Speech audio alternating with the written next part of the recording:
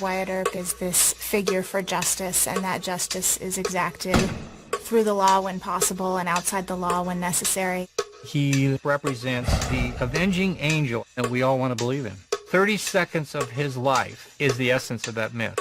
The gunfight at the OK Corral is one of the most famous moments in all of American history. The gunfight and the events that followed it define our idea of what the Wild West was. On this day, we gather because we have chosen hope over fear. Bullets were just kicking up all over the place. The devastation down there already is just unbelievable.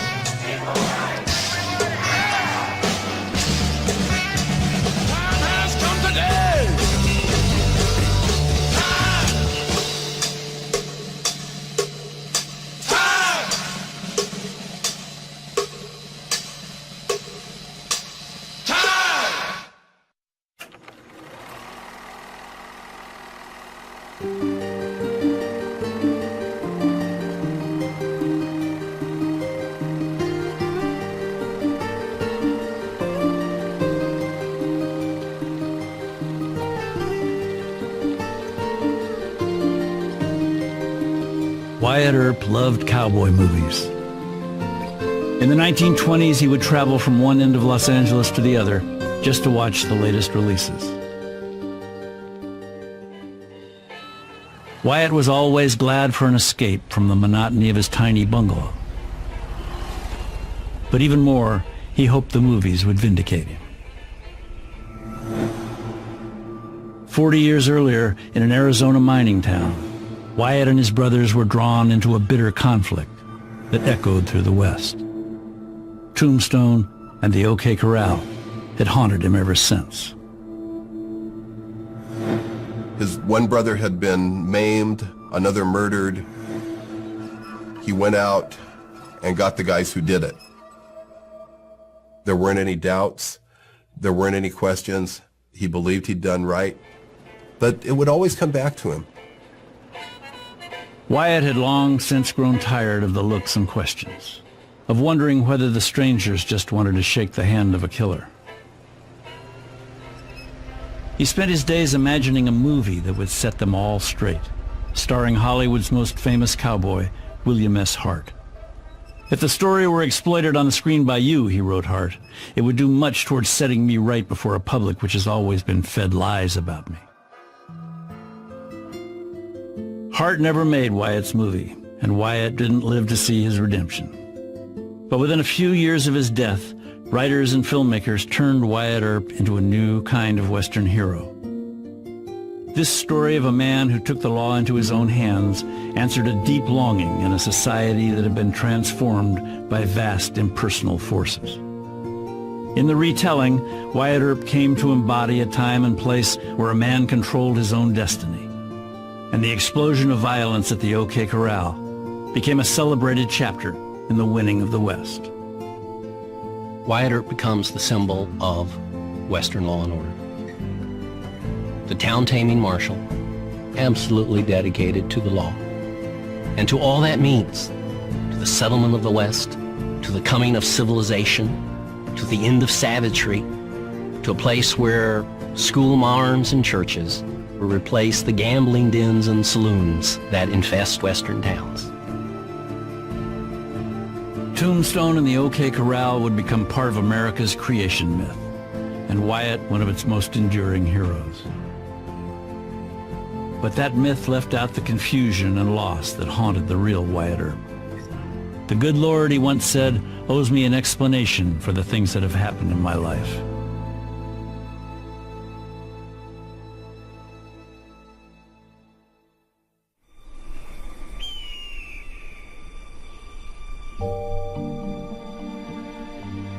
Wyatt Earp had never belonged anywhere.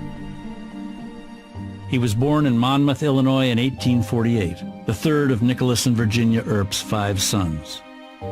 But Nicholas was a roamer.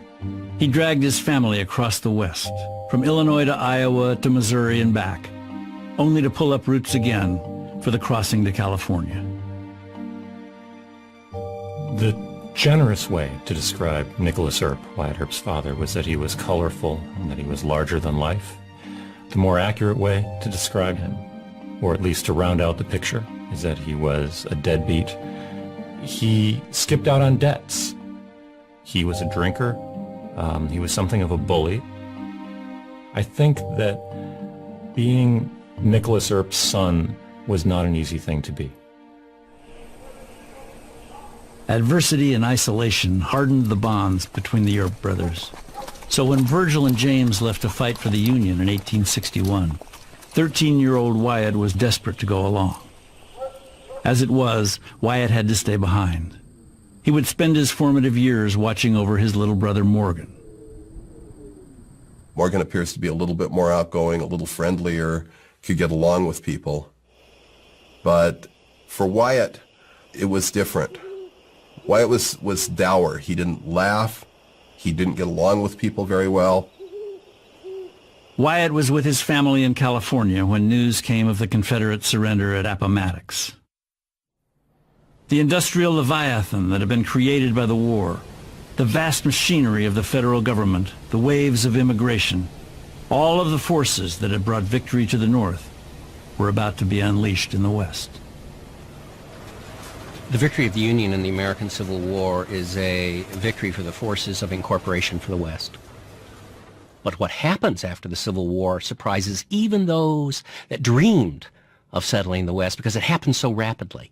What had taken 300 years to accomplish now is wrapped up in a generation.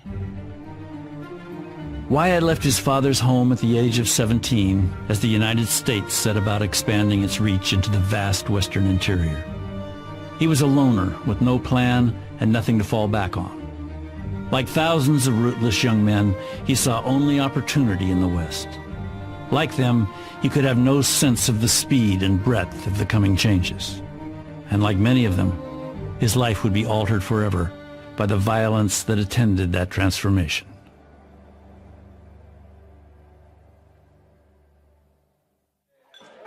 Hell on Wheels was a term that was given to the towns that were built in advance of the Union Pacific. They're the gamblers and the saloon men and the prostitutes and all sorts of other predators who were trying to live off of the workers on the railroad. So it was a rough and difficult environment.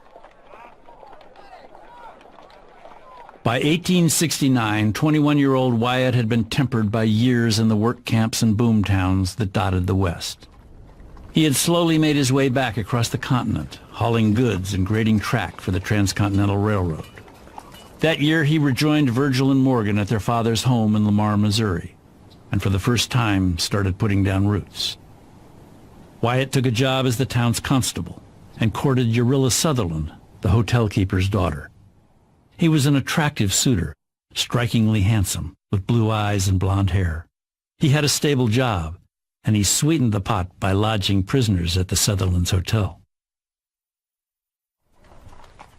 The young couple married at the beginning of 1870, and by summer were expecting a child. They bought land on the outskirts of town and set about building a life of modest respectability. But it all went to pieces a few months later, when Urilla died of typhoid, along with her unborn child. He was still kind of raw anyway, and this seems to have sent him over the edge. Wyatt sought out the saloons, gambling houses, and brothels that flourished on the thinly policed frontier. Within months, he was thrown in jail for stealing horses in Indian Territory. But he didn't stick around to stand trial. He climbed out through the roof of his cell and headed to Peoria, Illinois.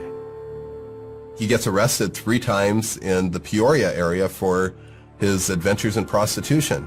So he's kind of going down a bad hole. It's not clear that he was a pimp. His role seems to have been more that of an enforcer. He was one tough SOB. If a troublemaker came in causing problems, Wyatt Earp could come up to him and beat the living crap out of him. When Earp wasn't roughing up the clients, he was spending time with one of the prostitutes, a woman named Sarah. Sarah would disappear quietly from Wyatt's life within a year or two. but she was only the first in a string of women from that world. To find Wyatt Earp in these multiple relationships with prostitutes is just a common factor of his daily life. It's not an unusual thing for him to associate with prostitutes. You can see from this the influence that Urilla's death seems to have had on him. He just goes wild for a period of time. Wyatt's home was a tiny room on a dank, floating whorehouse on the Illinois River. The woman who called herself his wife was a working prostitute. The fact was, he had no other trade and no reason to expect anything else from life. So when his brother James opened a brothel in Kansas, it was only natural that Wyatt should make his way there.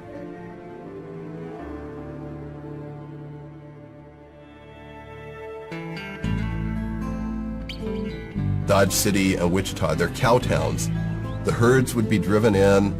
The Texas cowboys would come in, and after a couple of months on the trail, they'd want to have a good time, so they went to the brothels, went to the saloons. They'd run around shooting their guns and doing various things. It was the fun at the end of the trail. Everything goes in Wichita. That's what the sign said, and it wasn't far from the truth. Wyatt Earp was right at home. There was plenty of work for a whorehouse bouncer, at least during the summer cattle drives. But the trade ground to a halt in the fall, leaving him at loose ends. So in October 1874, he took work helping an off-duty police officer track down some thieves who had stolen a man's wagon. They go off, encounter the thieves, draw their weapons, force these men to turn over the stolen property. They return to Wichita, and the story is written up in the Wichita Eagle, and Earp gets praised publicly. This is a real turnaround for Wyatt Earp. Now he's on the other side. Wyatt was hooked. Every summer he signed on again as deputy marshal, first in Wichita and then in nearby Dodge City. As a lawman in the cattle towns, he was expected to walk a fine line. The job of a lawman in Dodge City wasn't to break crime and do things like that. It was to keep the Texas cowboys from getting themselves into trouble so they could wake up the next morning and spend more money. He really doesn't have gunfights. He hits him on the head with his barrel of his Colt. That steel barrel coming across the side of your temple definitely will knock you unconscious if it's hit pretty hard. It's like a lead pipe. He was much taller than average. He was about 6 feet tall in an era when Americans were not that large. He was strong. Having some bulk to you was a very good thing when you're walking into a room in which a lot of people are packing iron and everybody is drinking copiously. You want to impress everybody when you walk in. Wyatt Earp did shoot to kill one time. On a hot July night in 1878, Dodge was going full tilt at 3 a.m. when a group of Texans rode by the Commie Q Theater, firing dozens of bullets through the crowded building. Wyatt and several other men returned fire as the riders disappeared into the night, killing one of the cowboys. No one knew whose shot had hit home, but Earp was troubled by the incident. Still, he could take satisfaction from reading about it in the wildly popular National Police Gazette, which catered to America's growing fascination with the West. Wichita is a very important moment in Wyatt Earp's life. He reinvented himself in Wichita as a police officer, as a kind of symbol of civic respect. A law firm in Dodge City gave Wyatt Earp a printed New Testament, and they inscribed it to him, to Wyatt Earp, in slight recognition of your many Christian virtues. And I think a little memento like that was the kind of thing that meant a lot to Wyatt Earp. It meant that he had transcended that transient upbringing that he'd had. It certainly meant that he'd achieved a kind of social acceptance, and I think he wanted that throughout the rest of his life. I think there came a point where Wyatt simply decided that he'd outgrown all of this. He wanted something more than simply busting heads. He was 31 years old. In the cattle towns, he'd seen wealth and power, had watched the deference shown visiting cattle barons, and he wanted to be part of it. He was ready for the next chance, and Virgil provided it, sending news of an enormous silver strike in a remote corner of the Arizona desert. In the fall of 1879, Wyatt Earp set out across the country once more to rejoin his brothers in the next boomtown.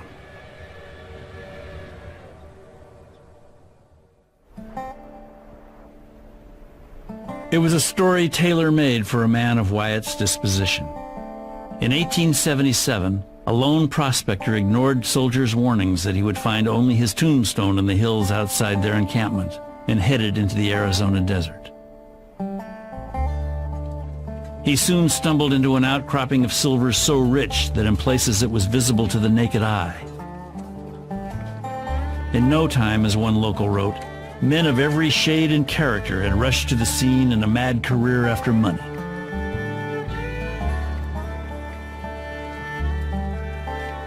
It was a genuine, real-deal boom camp.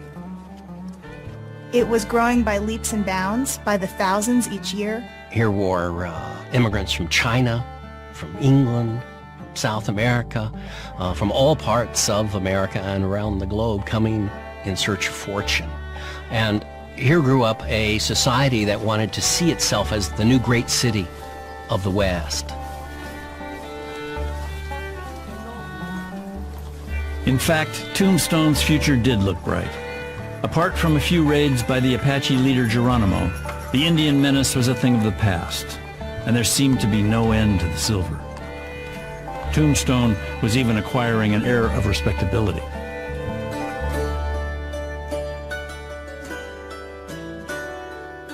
There are professionals, there are merchants, they bring their wives, there are ministers. It's the Victorian age, and there's a Victorian elite in every one of these towns, and they set the kind of social standard for everyone else.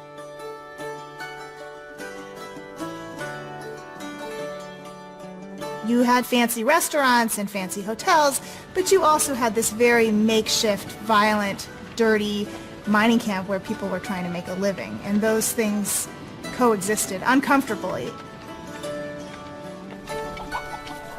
There were only a few hundred people in Tombstone when Wyatt Earp first arrived. Within 2 years, there were 7,000. Wyatt had never seen anything like it. Exotic delicacies, gourmet restaurants, an oyster bar, a bowling alley. Even an ice cream shop on 4th Street, where he liked to stop in every day. This was the generation that Mark Twain labeled the Great Barbecue. This is the Gilded Age. It's a nation on the make, and Wyatt Earp was on the make. Wyatt's first plan is to not do any more lawing, as he called it. He'd had his fill in Kansas, and he wanted to cash in, man. This was a new boom town, and he wanted to get on the ground floor, and he was going to work this baby any way he could.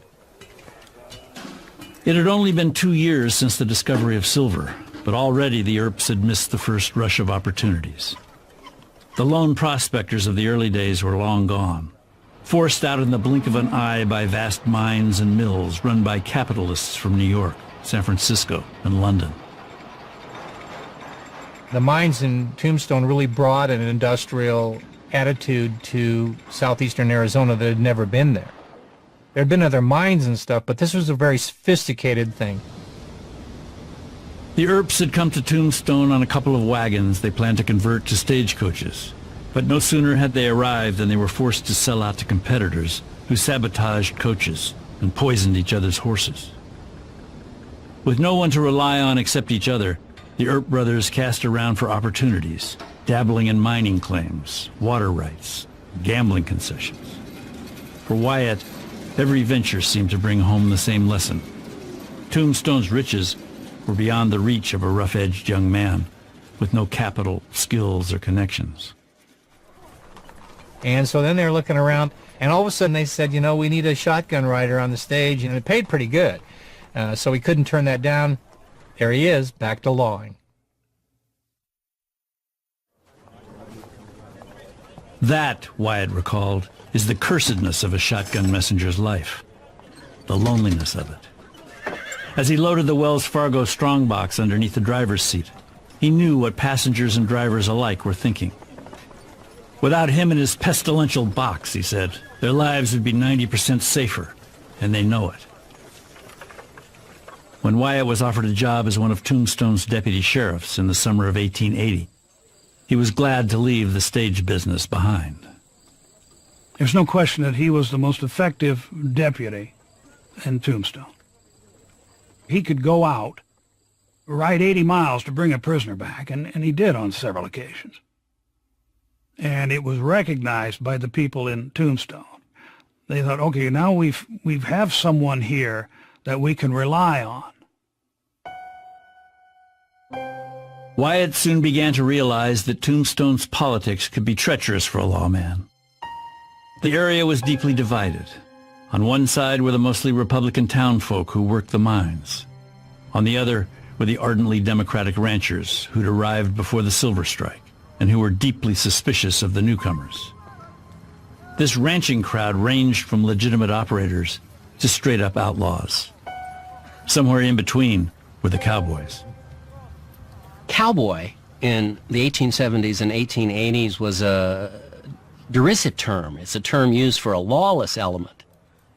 The cowboys tended to make a living working for the various ranchers, getting day jobs whenever they could, and especially by going down to Mexico and stealing cattle and running them north of the border. Legal authorities in Arizona weren't terribly bothered by the fact that there were crimes going on in Mexico. And this willingness to look the other way allowed a lawlessness among the cowboys to go unchecked. That made being a police officer in Tombstone a much bigger challenge than being a police officer in Dodge City or Wichita. Truth be told, Wyatt Earp had a lot in common with the cowboys. They looked like his past. But he saw his future in the class that was on the rise in Tombstone and throughout the West. He couldn't know it, but he'd enlisted in a much larger conflict. The new Republican establishment that is attempting to settle the West wants law and order. And they want to be able to get statehood, and they want to be able to get investment from the East. Men like Wyatt Earp work for this establishment. They work for the railroads. They work for Wells Fargo. They work for the mining companies.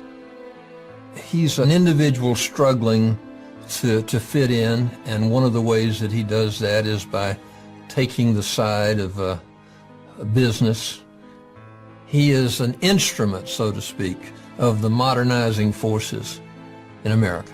He may not have thought of himself as such, but he becomes a foot soldier in the struggle to establish a new way of life. With Wyatt serving as deputy sheriff, Virgil as deputy U.S. Marshal, and Morgan filling in as shotgun guard, the Earps were serving the cause of Tombstone's establishment. They had earned respect, but by no stretch had they gained admission. Virgil's application to the Masons was declined, and the Earp women were shunned by polite society. Wyatt's own proclivities did nothing to further the cause. He loved saloons and gambling. He loved the atmosphere of it. He loved it to the end of his life. He would be skirting the boundaries of the underworld his entire career. Wyatt's closest friend outside the family was a man with a fearsome reputation and a mysterious past. Earp had met Doc Holliday in Kansas, and Doc had come to Tombstone at Wyatt's invitation. John Henry Holliday had grown up in a good Georgia family and was setting up shop as a dentist when, at the age of 23, he suddenly cut all ties with his former life and headed west. Tuberculosis, a frustrated love affair with a cousin, a murder warrant. Nobody knew for sure what had driven him away. Whatever the case, he lived as if he had nothing to lose. His southern background is an interesting part of his character, because I think it defined who he was. He had what you might call a code that he brought with him, and maybe a chip on his shoulder as well. Wyatt would always say that Doc had saved his life in Kansas, and we can't find the exact details, but that's the kind of thing that you don't really lie about. He could do a lot of really clever things and be a pleasure to be around, but then he'd have a little bit too much to drink, and he'd be one of the most rotten people you could imagine. Wyatt got a lot of criticism, both from his family, from his brothers, and from the people around him, that he would stay close to Doc, because Doc is the most disreputable of the bunch.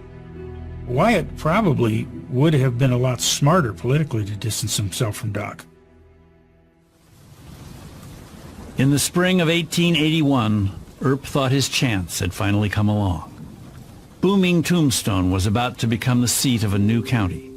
The territorial governor would be appointing all of the new county's officers, including the sheriff. A county sheriff had influence and made a good salary. But what really drew Wyatt's attention was the fact that the sheriff got to keep some of the taxes he collected. It's estimated that he might have made $30,000 in a single year. And if that's true, you're talking about the average cowboy works for $1 a day, and here's a man making $30,000 a year. Wyatt assumed that his Northern Union roots would give him an edge with the Republican governor. But he was out of his depth in the murky waters of territorial politics. Wyatt was baffled when the governor paid off some favors by appointing a local Democrat, John Behan, as the new county's sheriff. When you'd meet Johnny Behan, you'd really like him. He had the best jokes, he'd offer you the best cigars, and that's why everybody loved Johnny and believed in him. What they didn't understand was Johnny was a pretty rotten law officer and probably corrupt. When his first term was up, Behan was going to have to stand for election. Earp was sure that he could beat Behan at the polls. The status, money, and influence Wyatt longed for were finally within reach.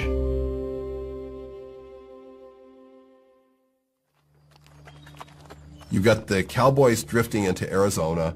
You've got more rustling going on against Anglo ranchers in Arizona. And you've got the Mexican government bringing troops to try and close the border. There was a real sense that something was coming to a head in Cochise County. It was very clear that something bad was going to happen. On a warm spring evening in 1881, as the Benson stage was making its run through the desert in the gathering darkness, a group of cowboys suddenly appeared in the road ahead. The driver urged the horses onward, and the robbers opened fire, killing the driver and mortally wounding a passenger. The shotgun guard managed to steer the coach out of the ambush, but by the time word got back to town, the robbers were long gone.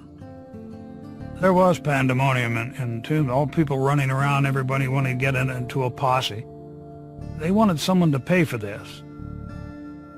Until now, the cowboys had been somebody else's problem. But if they got away with murdering townspeople, then no one would be safe. What's more, the stage was Tombstone's lifeline, its only link with the outside world. Wells Fargo put out a notice on these people, wanted dead or alive. No one thought anything of it. A private corporation could do this. They were dead serious on this. They wanted these guys brought in. They really needed an example made here. Wyatt, in the back of his mind, thinks to himself, if I can catch these guys and get the credit for catching these guys, that's going to be a terrific thing that will be on my side when I run for sheriff. Virgil, Wyatt, and Morgan set out with Johnny Behan toward the wilds of the Dragoon Mountains. They went almost 400 miles. One horse died, they had to walk back. That's how far these guys went to trail these guys. 60 hours without food, 36 hours without water, and an 18-mile walk through a scorching desert convinced even Wyatt that the trail had gone cold. But he had another plan. Earp made an offer to Ike Clanton, a rancher who often bought stolen cattle from the cowboys and knew their comings and goings. If Ike would secretly turn the suspects over to Wyatt, he could keep the Wells Fargo reward money. Ike was interested on one very important condition. Earp couldn't tell a soul. If the cowboys ever got word that Ike had betrayed them, he'd be a dead man.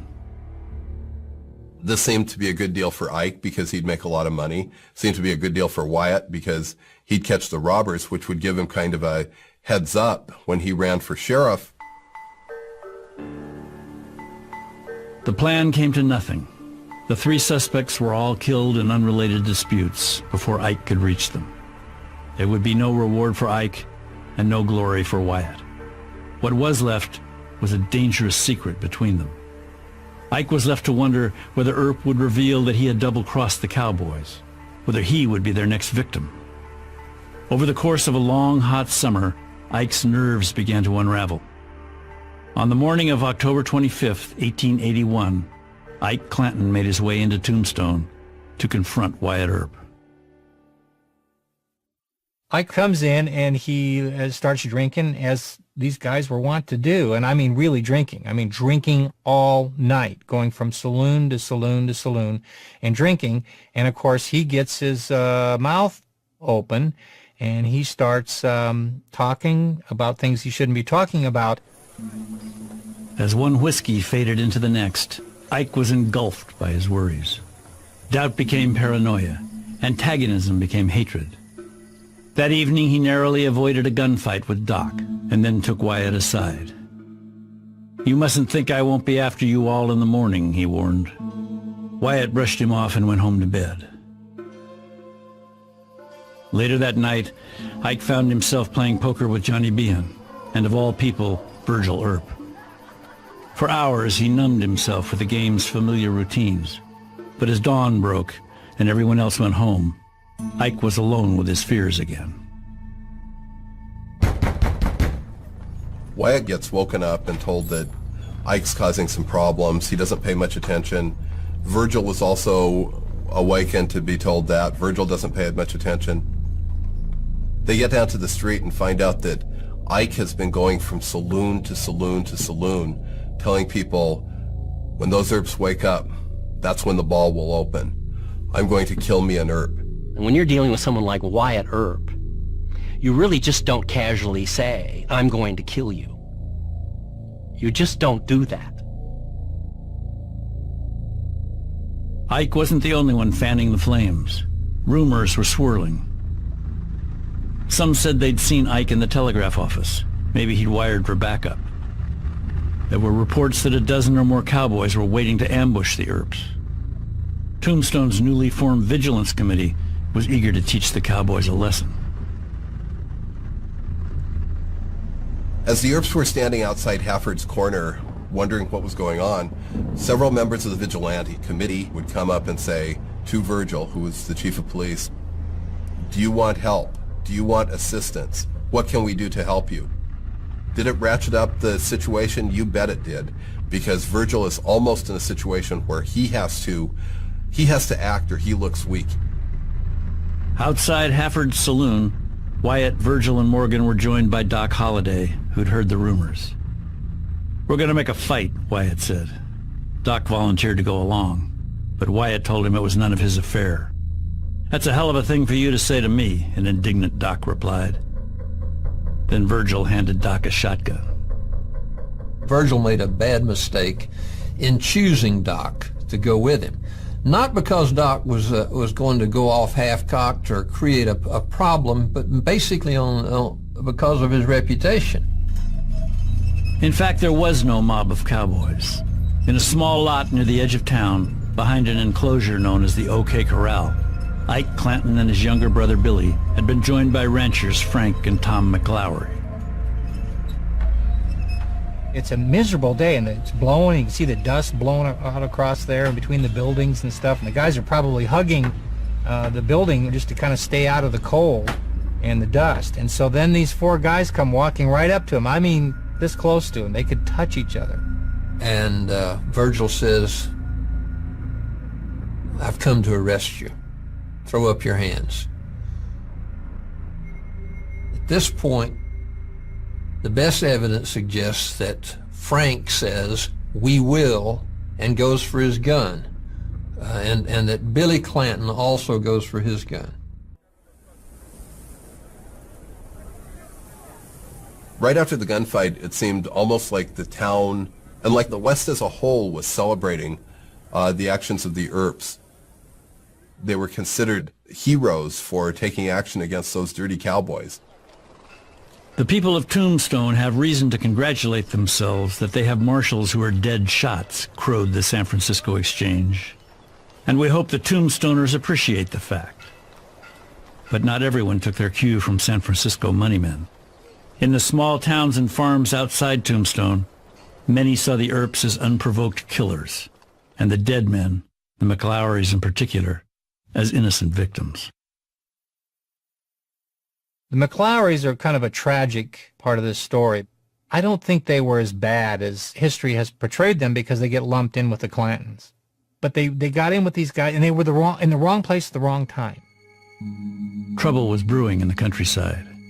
The day after the gunfight, the bodies of Frank McLaury, Tom McLaury, and Billy Clanton were displayed at the Undertaker's beneath a sign reading, "Murdered in the streets of Tombstone." Their funeral procession was the largest in the town's history. This is an enormous public spectacle, and many people come in from the surrounding areas, and it's a kind of quiet demonstration of resolve from the cowboy faction. The lines of animosity that were created by that gunfight were far deeper and potentially lethal than any disagreements that had happened before. Rumors of assassination were everywhere. The Earps were said to be targets, along with Doc Holliday, the mayor, the Wells Fargo agent. The mayor wired a request to the governor for weapons to arm the Vigilance Committee. The governor upped the ante. He wanted the U.S. Army to crack down. "Give us use of the military," he wrote President Chester Arthur, "and we will give you peace." Washington couldn't help but take notice of Tombstone's troubles. They're really intensely interested in this issue. The cowboys were robbing and murdering Mexican citizens at a time when the last thing they wanted to do was stir up what one official called an international controversy, if not war. It was obvious that the cowboys would strike again. It was obvious that there would be more trouble. Ike Clanton was eager to exact any degree of revenge he could.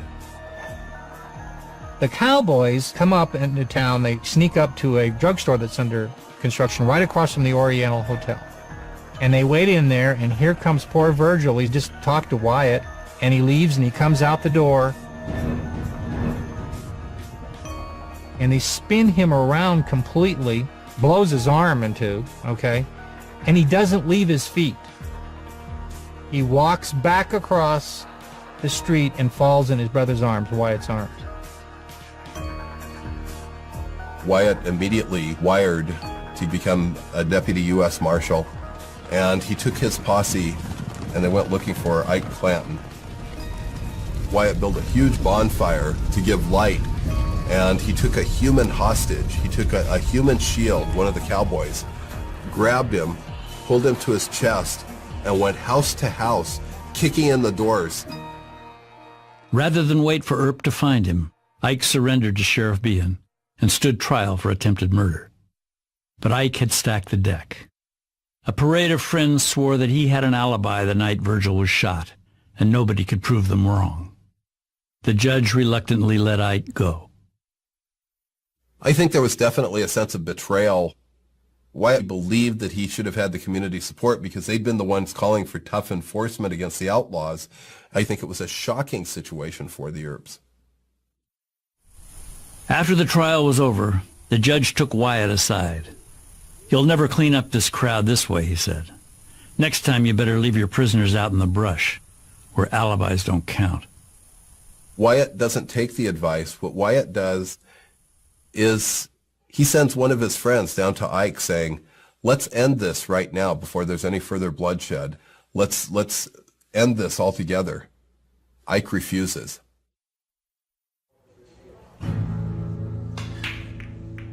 Late on the night of March 18, 1882, Morgan and a friend were playing pool at Hatch's billiard parlor, while Wyatt sat watching. He had heard talk of trouble and had come along rather than leave his brother alone. As Wyatt looked on, Morgan walked around the table to line up a shot, leaving his back to the glass door at the rear of the room.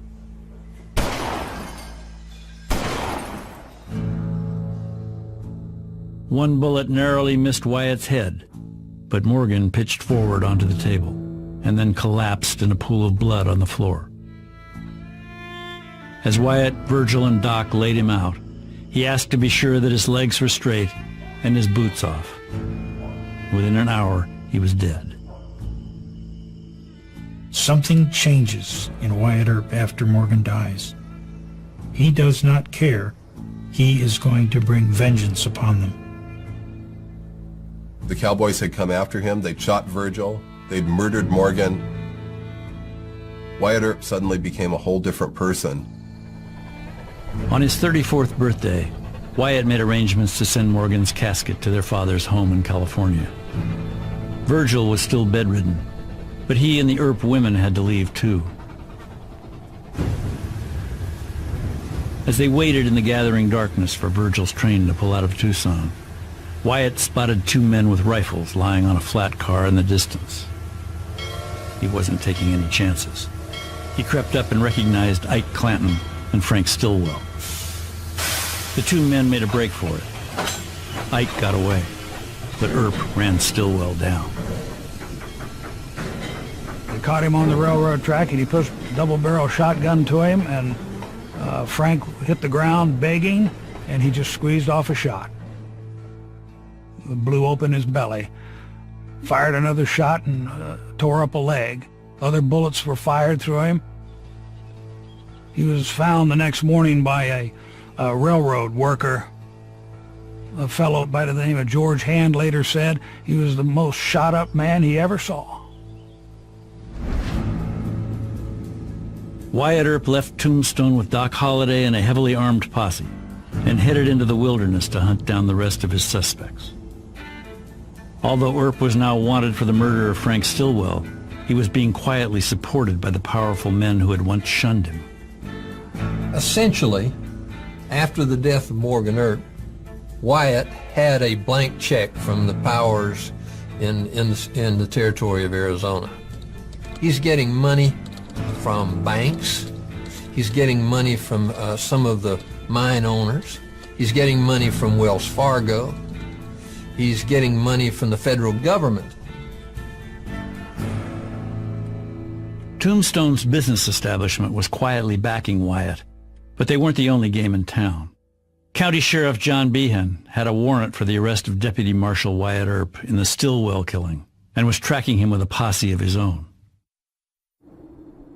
Word had it that Behan had even deputized the notorious outlaw Curly Bill Brocious. Wyatt Earp was now both lawman and outlaw, hunter and prey.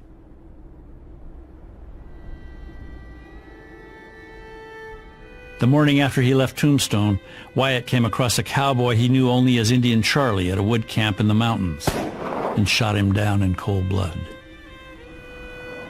Well, he had heard rumors as to who killed Morgan.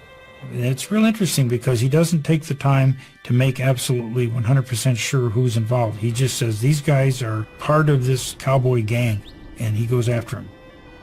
He had a list, and he especially wanted to get Curly Bill Brocious, who he saw as the leader of the cowboy faction. The day after the Indian Charlie killing, Earp and his men were approaching a watering hole in the desert when they were ambushed by a group of cowboys. In a hail of gunfire, unaware that Doc and the others had retreated, Wyatt closed in alone on the cowboy leader.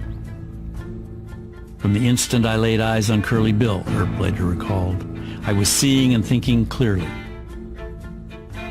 Nothing that went on in that gully escaped me. As best we can understand what happened, Curly Bill's shot hit the skirts of Wyatt Earp's coat. Wyatt Earp came forward with his shotgun, took aim at Curly Bill, and fired, and left Curly Bill with his chest shattered.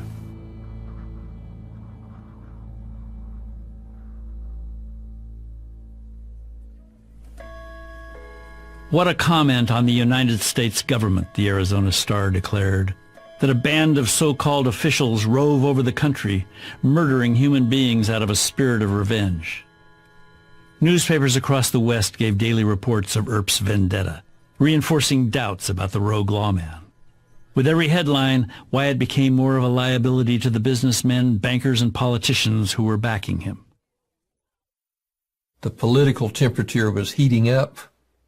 I'm sure he would have liked to have had another chance at Ike Clanton or some of the other leaders of the Cowboys, but that just wasn't going to happen. Wyatt and his men scoured the area for more than a week, but the Cowboys had scattered. Time was running out. In mid-April, Earp snuck back to the outskirts of Tombstone for a covert meeting with his patrons. Wyatt was in trouble. Wyatt had now completely gone off in an area that he had no legal right to be. The people who wanted law and order now saw him as a problem. They were glad to have him leave.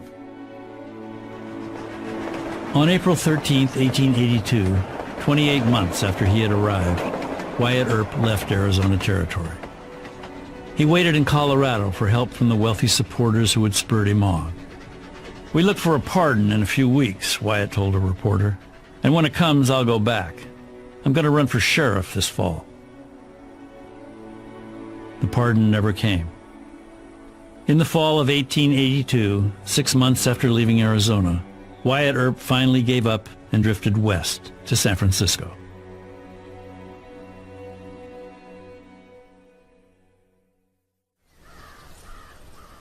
A few weeks after Wyatt left, President Chester Arthur finally threatened to impose martial law in southern Arizona. But the crisis had passed. Even as Wyatt hunted Morgan's killers, the Grand Central Mine was flooding.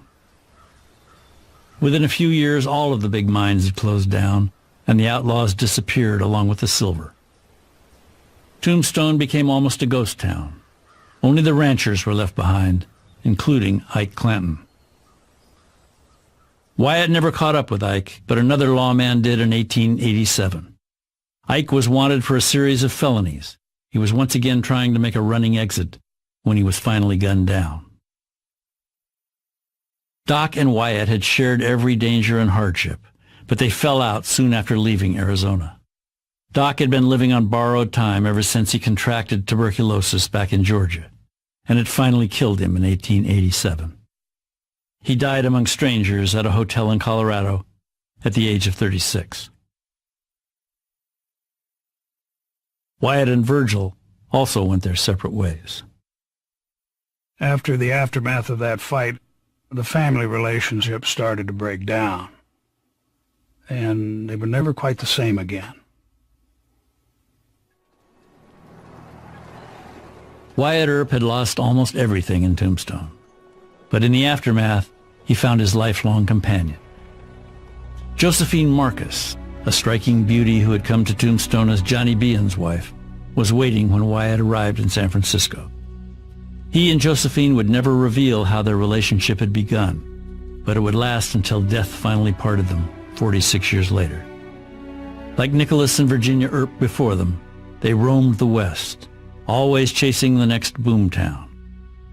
They ran saloons in Idaho gold towns, followed the gold rush to Alaska, and played the horses in San Francisco before making their way to the biggest boomtown of all, Los Angeles. But like Nicholas and Virginia, they never found what they were looking for. Wyatt listed himself as capitalist in the city directory, but he could only wonder at the rich and powerful. He remained a loner, an outsider, to the end of his days. Despite all the hardships and disappointments, Wyatt never lost the quiet charisma that had inspired both loyalty and hatred in Tombstone. He did not seem or look old, a friend recalled. Somehow, like a mountain or desert, he reduced you to size. He is a figure who, in many ways, is more important than some of the other Western icons because his life so clearly represents the essential conflict that's taking place in America during that time. Wyatt Earp died at home on January 13, 1929. He died unsure of what his legacy would be, and without ever making sense of the forces that had shaped his life.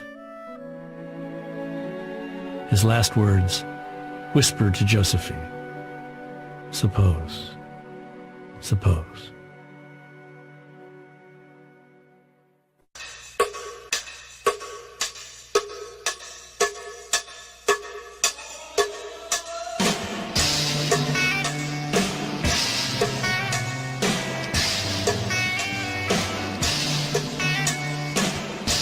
There's more American Experience online at pbs.org. American Experience Wyatt Earp is available on DVD. To order, visit shoppbs.org or call us at 1-800-PLAY-PBS.